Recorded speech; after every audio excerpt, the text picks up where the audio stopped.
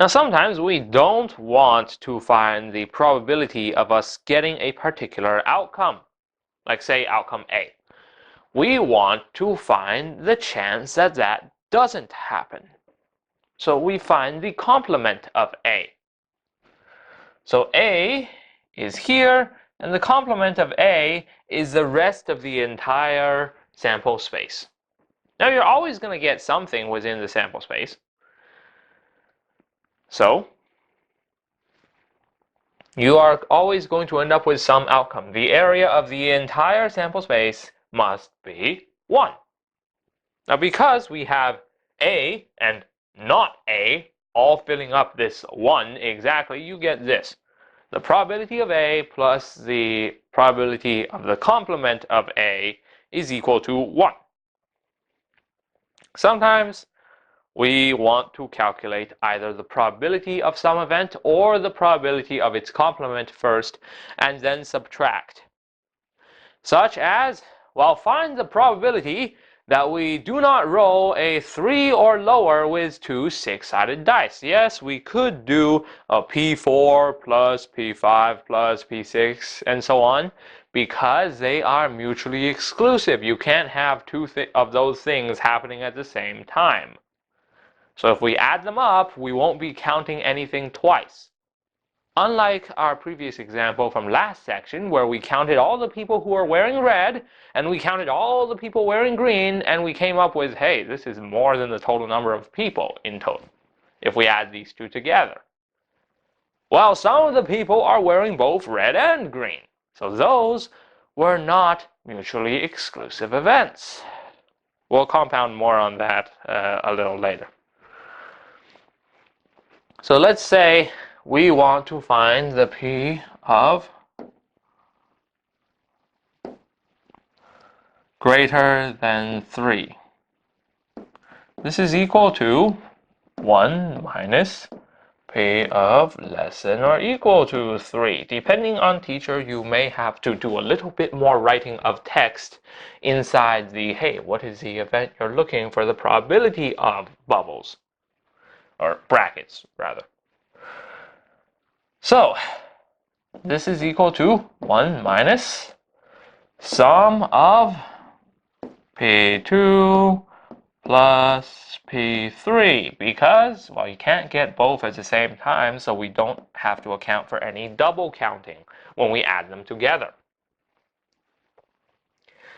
This is going to be 1 minus, well, the probability that we get 2, we have to roll a 1, and then we have to roll a 1 again. That's 1/6 times 1/6, or 1/36.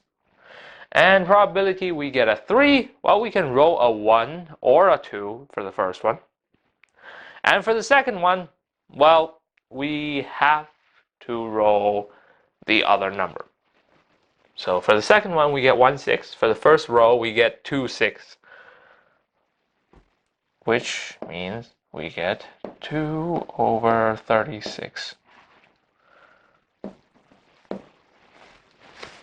For the first row, we had two options, 1 or 2. For the second row, we had only one option left to match up to that 1 or 2, hence 2/36. 2/6 times 1/6. Well then, this leaves us with 1 minus 3/36, which is 33/36, or 11/12.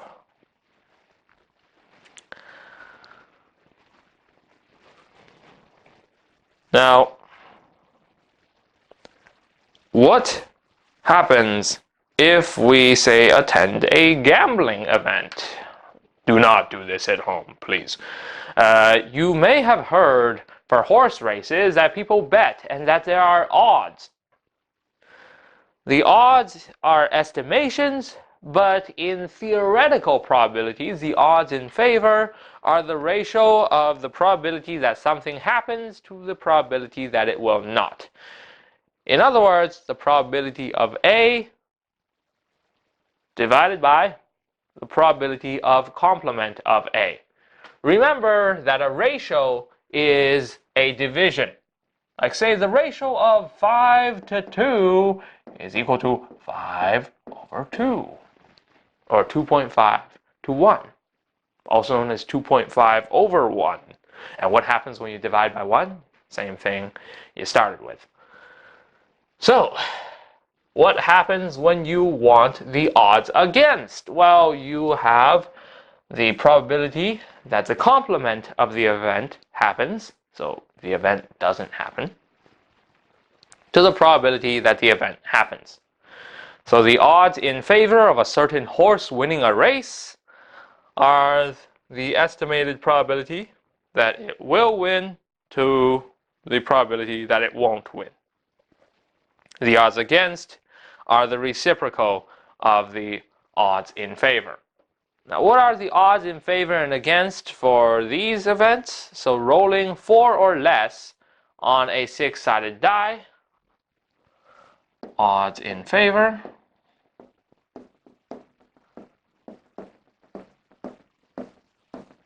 Wait a second. What is this PA? Oh, we said the number of ways A can happen divided by the total number of ways. Well then, what is PA prime? This apostrophe here is read as prime for mathematics purposes. So PA prime is the number of outcomes. This is NA over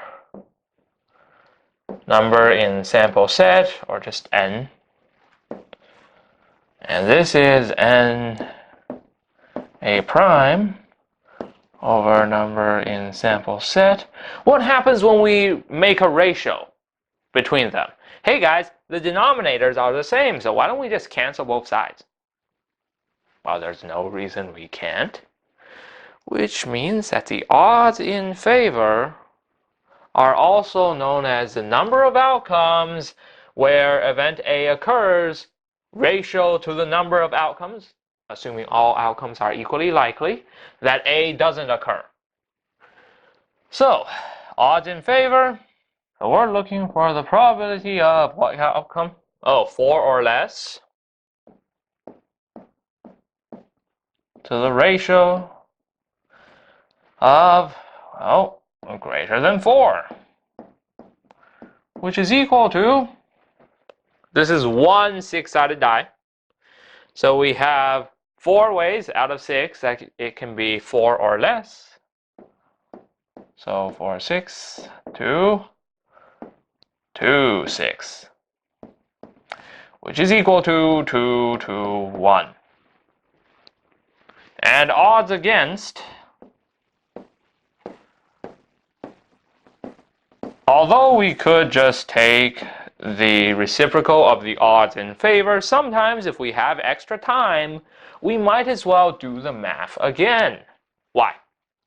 Well, if we end up with something that's not the reciprocal of the odds in favor, then we have probably done something wrong somewhere, and it can be a good error checking process. So, P greater than 4 to P less than or equal to 4, which is equal to 2, 6, so we can roll a 5 or a 6, 2, 4, 6, which is equal to 1 to 2. Now let's say we're trying to flip 4 coins, and we want to find the odds in favor of at least one showing heads. Hey, what's at least one showing heads? Well, that means that we can't have 0 showing heads. In other words, not all tails.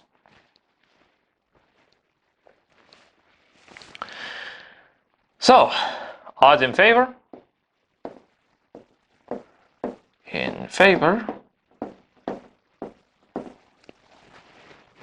equals the probability of not all tails to the probability of all tails.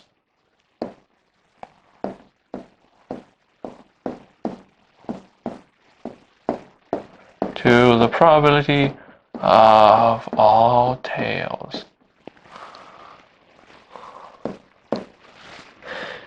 The probability of all tails is first time, half.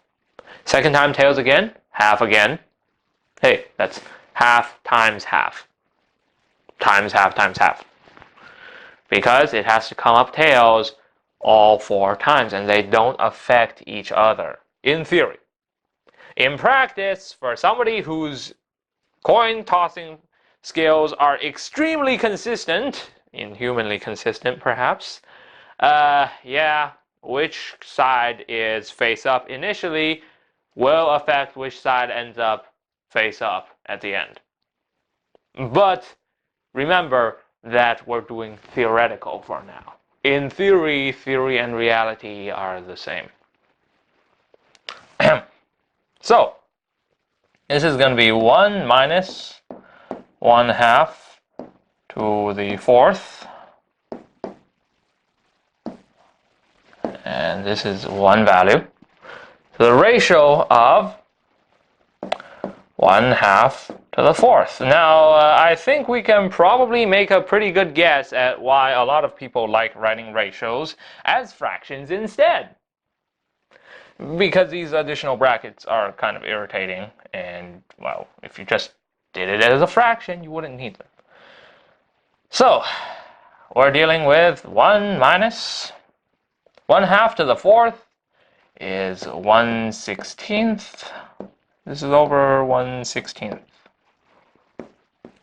which is equal to 15 over 16 over 1 over 16. That's 15 to 1. Or just 15. Wait a second. We can't have that. We want odds as a ratio. And therefore, 15 to 1 it is. Even though we know that this also means 15 over 1, which is just 15. So odds against.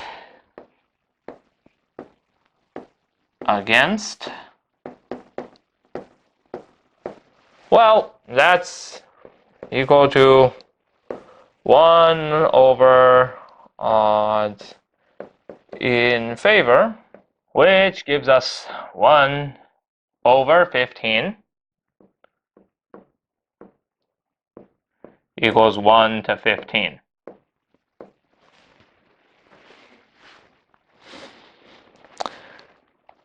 So, in summary, an event is a group of outcomes with common characteristics such as multiple dice, common sum, so a common total. Or, on a spinner, you could have, say, zone 1, zone 2, zone 3, zone 4. Okay, this is starting to sound like a clock. So let's say we take a clock and we divide it up, a clock face, and we divide it up into 12 zones. Which 12 zones? I'm pretty sure we can all guess. And then we color 4 of those zones red. Well, hey guys, each of the zones is an outcome, but landing on a red zone when you spin the spinner is going to be an event because it is any of a group of outcomes. The theoretical probability of an event is a measure of likelihood based on analysis of all possible outcomes. For now, we generally deal with outcomes that are equal in probability. Eventually, we'll get to deal with outcomes that have unequal probabilities, but the probabilities will be stated or calculable. Now, the theoretical probability of an event is calculated by dividing the total number of favorable outcomes by the total number of outcomes in the sample space. So, the possibilities that we want divided by all the possibilities put together. This gives you the theoretical probability. This will be very close to the experimental probability if you have a very large number of trials. But even with very large numbers of trials, sometimes it's just impossible for the experimental and theoretical probabilities to match up. Such as, well, throwing a fair coin which doesn't actually exist, because if the two sides of the coin have unequal patterns, i.e. they're not identical, then it's not going to be a fair coin. The landing on each face is going to be inherently unequal, even if it's just a little bit. But if you flip a perfectly fair coin 1,000,001 times, you are not going to get experimental probabilities of 1/2 for each face. So it simply approaches the theoretical probability as the number of trials grows larger. Now, the technological simulations, well, they're useful if you want a whole lot of trials, such as simulating 1,000,000 coin flips. But if you start off with the assumption that the coin is fair, you are going to end up with the conclusion, most likely, that the coin is fair. Sometimes you won't, because random chance is a problem.